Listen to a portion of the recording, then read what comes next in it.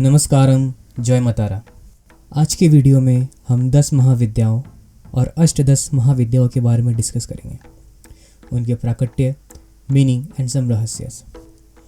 Bhagwati Parambika is the Parashakti and she is an eternal force and energy that creates, nurtures and destroys within her womb, which is your Hiranyagarbha, the eternal space. और हर महाविद्या is a form of kriya representing certain aspects of actions representing her roles in these universes. Because Shakti is ultimate. Without the Shakti there is no action. It's just stillness. But for it to have any movement or action, it requires Shakti or the energy. Just as Shiva becomes a Shava without her Shakti, just still. Similar to a yogi who requires a Shakti to see the Brahmanda, or Shiva himself, because in her presence everything is still and unmoving, you can't do anything. What is the meaning of 10 Mahavidyas? 10 is the 10th number. Maha is the supreme or absoluteness. Vidya is the knowledge. So Mahavidya means the great knowledge. Each of the Mahavidya represents its greatness and absoluteness as a whole, and all represents one another. So why do we call it the 10 Mahavidyas? Why the count 10 is used, or the 10? What is its significance? So 10 महाविद्या की अंक गणित यानी 10 जो है वो वेदों और शास्त्रों के अंकित कर उसकी प्रधानता को बताता है। As per यजुर महावेदा, दिव्यो दशा प्रचि दर्शा दक्षिणा दशा प्रतिचि दर्शो दिचि दर्शोध्वरा। इट मीन्स अंक कुल 9 है एंड 10वां उसकी पूर्णता को बताता है, दैट इज शून्य, 0, जो पूर्ण से पूर्ण है। And then again it signifies it is purna, it is completeness और the absoluteness, that is your 10 dasha. That is why it is 10 Mahavidyas और the 10th avataras of the lord Vishnu as well. So the count 10 is highly significance as per Vedas and the Shastras. What is the origin of 10 Mahavidyas? माँ ने अपना 10 स्वरूप कब दिखाया था? So as per the Shakta text Brihad Dharma Purana, it narrates the advent of the Mahavidyas when Mata Sati, the wife of Shiva, जो दक्ष प्रजापति की पुत्री थी, who was of noble birth and a direct descendant of lord Brahma itself. Mata Sati ने शिवजी से अपने पिता की इच्छा की विरुद्ध शादी की थी and Daksha Prajapati never like lord Shiva. Subsequently जब दक्ष प्रजापति ने एक बड़ा यज्ञ करने का निर्णय लिया जिसमें उन्होंने सारे देवी देवताओं और अदर सेलेस्टियल बींग्स को बुलाया था accept Lord Shiva and Mata Sati, which was of course to insult them. फिर भी माता सती ने शिवजी से अपने पिता के यहाँ यज्ञ में जाने का इच्छा प्रकट की। माँ का मानना था कि एक पुत्री को उसके पिता के यहाँ जाने के लिए किसी निमंत्रण की आवश्यकता नहीं होती। Prajapati Daksha was intentionally trying to insult Shiva and Shiva reminded her of this. So even if Sati attended the यज्ञ, उस यज्ञ का फल नहीं मिलेगा और वहाँ जाना व्यर्थ है। Then Sati became furious. माँ को लगा कि शिवजी उन्हें एक अज्ञानी समझ रहे हैं और आम इंसान समझ रहे हैं, ना कि पराशक्ति के रूप में। तो शिवजी को दिखाने के लिए कि वास्तविकता में वो कौन है और खुद में क्या है, she assumed a different form. एक संपूर्ण और अद्वितीय डिवाइन कॉस्मिक मदर महाकाली। तभी समुद्र में एक तेज उफान उठने लगा, पर्वत हिलने लगे, पूरा ब्रह्मांड उनकी ऊर्जा से कांपने लगा। Shiva himself sought to leave the scene as it filled with intensity, पर जब भी वो किसी दिशा में जाते तब माँ उन्हें रोक देती, क्योंकि उन्होंने खुद को 10 रूपों में बांट दिया था into 10 different forms, each guarding one of those 10 directions. 10 दिशाओं में माँ अपने एक रूप में विराजमान थी। Try as he might, Shiva could not escape from her intensity. This is how the 10 महाविद्या प्राकट्य happened, or the first origin. और इसका प्रमाण हम पूजा की विधि में भी देख सकते हैं, जहाँ पुजारी शुरुआत में मंत्रों द्वारा 10 दिशाओं को बांधते हैं, that is to seal the energy and protect the sanctity of the puja. This is called the Digbandhana, sealing the 10 directions. So this is the origin of the first time when the Divine Mother showed her 10 forms. 10 महाविद्या को एक श्लोक से समझने की कोशिश करते हैं। कालितारा महाविद्या षोडशी भुवनेश्वरी भैरवी छिन्नमस्ता च विद्या धूमावती तथा बगला सिद्ध विद्या च मातांगी कमलात्मिका एत 10 महाविद्या सिद्ध विद्या प्रकृतः। इट मीन्स कि 10 महाविद्यास आर डिवाइडेड इनटू 3 कैटेगरीज, महाविद्या, विद्या और सिद्ध विद्या। हाउएवर जो प्रथम 3 विद्याएं जो होती है दैट इज़ योर माँ काली, माँ तारा एंड माता षोडशी, वो महाविद्याओं में कहलाती है। 10 महाविद्याओं के नाम कुछ इस प्रकार है।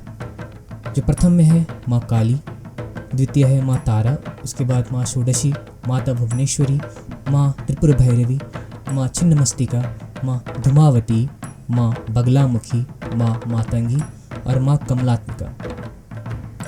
और अष्टदश महाविद्याओं में जो कि बेहद गुप्त रखा गया है and is not mentioned much, not even in the tantric test, and there is a lot of confusion regarding this कि अष्टदश महाविद्याओं में कौन कौन देवियाँ आती है, because there has been a lot of context in terms of the blogs and different versions, but वास्तविकता में अष्टदश महाविद्याओं में कुछ इस प्रकार है।